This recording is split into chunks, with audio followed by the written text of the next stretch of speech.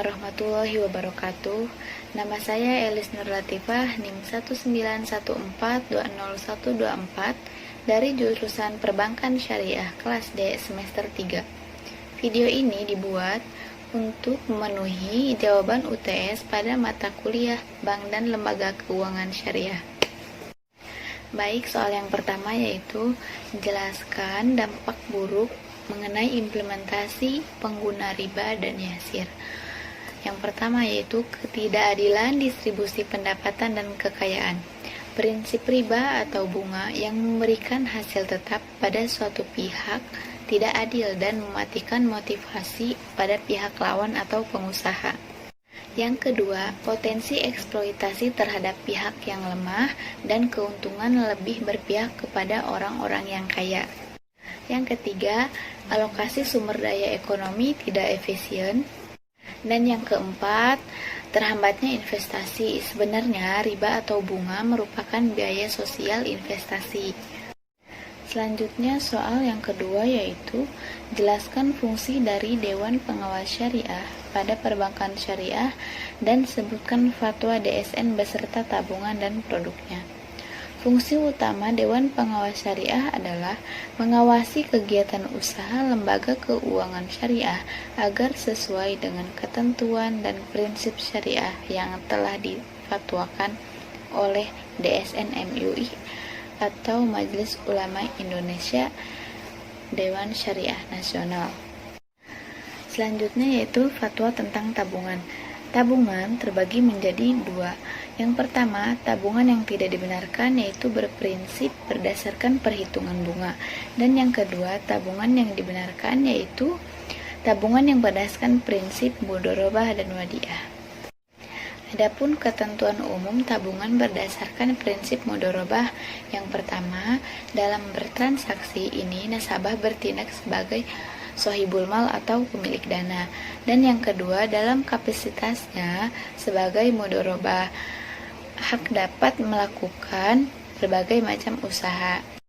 Dan yang ketiga, modal harus dinyatakan dengan jumlahnya dalam berbentuk tunai.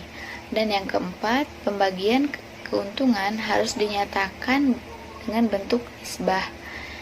Yang kelima, bank sebagai mudharabah menutup biaya operasional tabungan.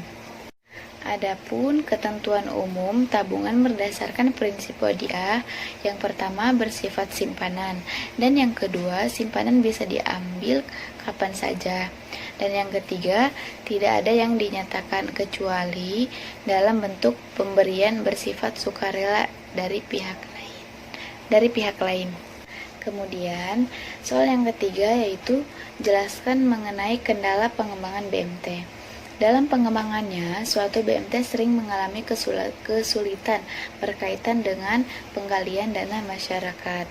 Kendala lain yang menjadi hambatan bagi BMT untuk mengembangkan produknya adalah yaitu dengan pendirian BMT baru yang terlalu mudah, terkesan asal.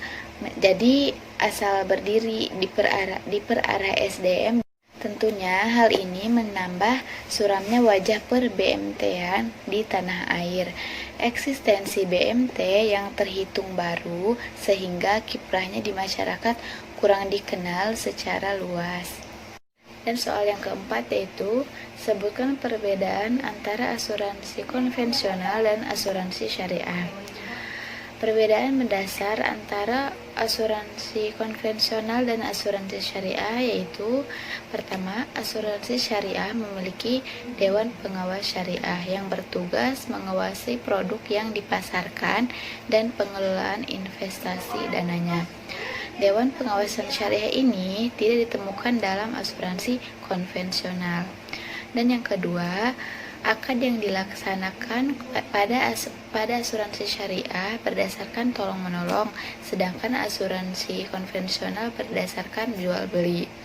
Dan yang ketiga, dana pada asuransi syariah berdasarkan bagi hasil, sedangkan pada asuransi konvensional memakai bunga atau riba.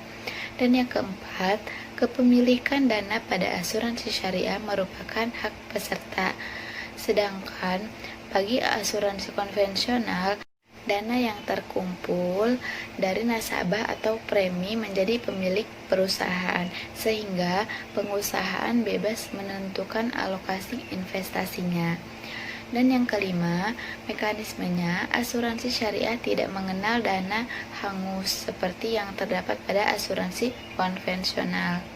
Dan yang keenam, pembayaran klaim pada asuransi syariah diambil dari dana tabaru atau dana kebijakan.